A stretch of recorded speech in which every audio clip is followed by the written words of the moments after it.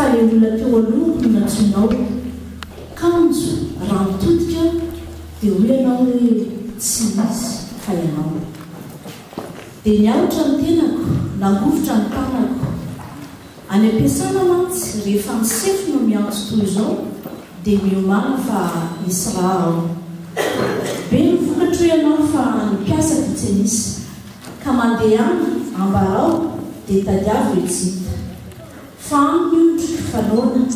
mangetahita famarinana fa toy zao ny fotoana mijoro'ny filanonana ome hoe ahafahany mijoro ahafahany mamitindray ny adidiny eo anivony tontolo dia hoy aho namaly anao hoe zany asa be zany teny fonako avy hatrany izao zay zaza vaomaly nampianarana mandeha ome olokafo fa tsy ho vitabe fanaovan'io tsotra hoe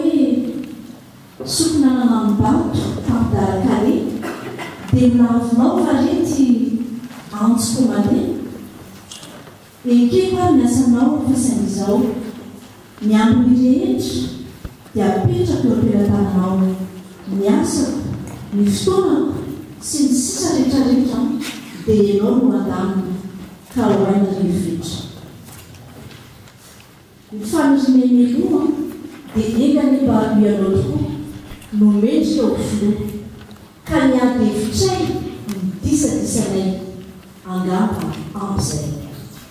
ambarana tony teniko dia iratsotra avy eo ampo no atolotray ka mba raisa tamandro ho mariky ny eny avy aminay